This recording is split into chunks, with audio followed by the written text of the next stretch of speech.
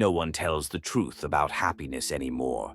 Not in motivational speeches, not in best-selling self-help books, not in the endless videos promising a perfect morning routine.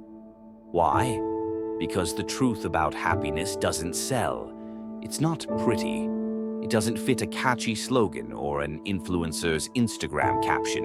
It refuses to be wrapped in a 10-step plan. Real happiness is harder, messier, and far more demanding than anyone wants to admit. But philosophers, the ones unafraid to challenge illusions, saw through the smiles, the affirmations, the forced positivity.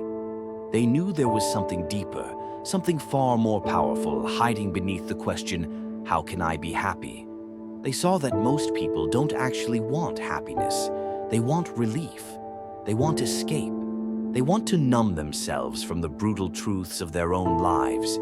They confuse pleasure for peace. They chase comfort, believing comfort will heal them. But comfort does not heal you. Comfort does not grow you. Comfort does not liberate you. It sedates you. And so many drift through life half awake, chasing pleasures, chasing validation, chasing anything that can keep them distracted. They think if they have enough good days, they will become happy.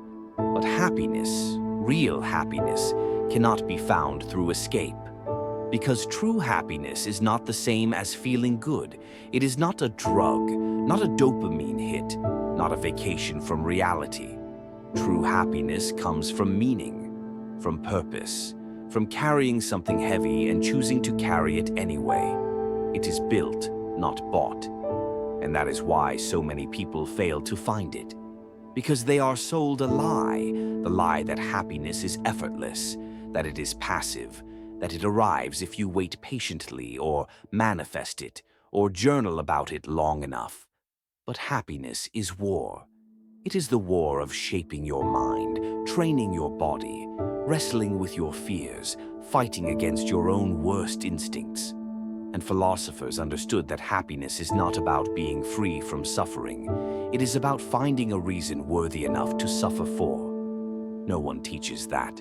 Instead, you're taught to be soft, to prioritize ease, to abandon anything that challenges you. You are taught that peace means avoiding discomfort. But avoidance is the enemy of peace. Avoidance is what robs you of strength.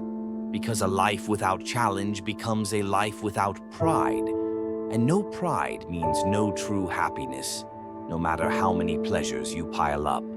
So if you ask the old philosophers how to live well, they would never say, just be positive. They would tell you, get strong, strong enough to bear your own burden, strong enough to stand alone if you must, strong enough to walk into chaos and come out wiser. They would say, build a mission, choose something that terrifies you, and do it. Because happiness is not a passive gift. It is an earned prize. It is built by the man or woman who is willing to sacrifice, to sweat, to get cut and scarred in the process of becoming. That person who walks their own path, who takes responsibility for every mistake, who refuses to blame the world for their failures, that person becomes free. And freedom is the birthplace of real happiness. So don't be fooled by the glittering images, the curated smiles, the influencers who promise you ease. Their happiness is a mask. Seek a harder path, a truer path. One with obstacles that demand you grow, demand you change, demand you become.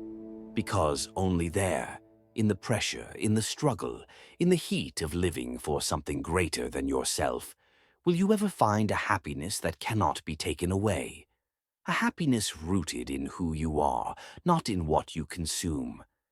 A happiness built on a foundation of meaning, not a sugar rush of pleasure.